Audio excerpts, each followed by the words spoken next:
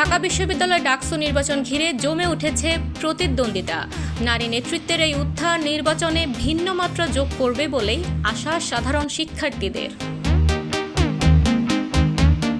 ঢাকা বিশ্ববিদ্যালয় কেন্দ্রীয় ছাত্র সংসদ নির্বাচনে আলোচনায় আসছে স্বতন্ত্র ঐক্যজোট।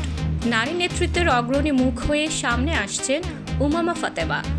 আমরা আজকে এই প্যানেলটি যে ঘোষণা করেছি স্বতন্ত্র শিক্ষার্থী ঐক্য, আমরা মনে করি যে এই একটা ঐতিহাসিক একটি ক্রান্তিকালের মুহূর্তে আমরা এই প্যানেলটি ঘোষণা করেছি।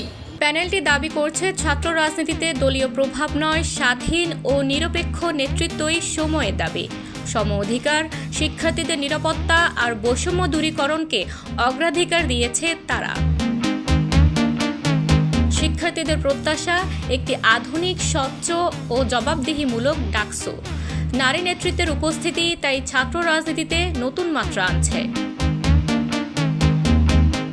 শিক্ষার্থীরা বলছেন উমামার নেতৃত্ব রাজনীতিতে ইতিবাচক পরিবর্তনের বার্তা দিচ্ছে। গত 5 আগস্ট পরবর্তী সময়ে এই ঢাকা বিশ্ববিদ্যালয়ে যে ধরনের রাজনৈতিক সংস্কার এবং যে ধরনের একাডেমিক সংস্কারের মধ্যে দিয়ে যাওয়ার কথা, সেই সংস্কারের কথাই আমরা আমাদের প্যানেলের মধ্য দিয়ে তুলে আনব।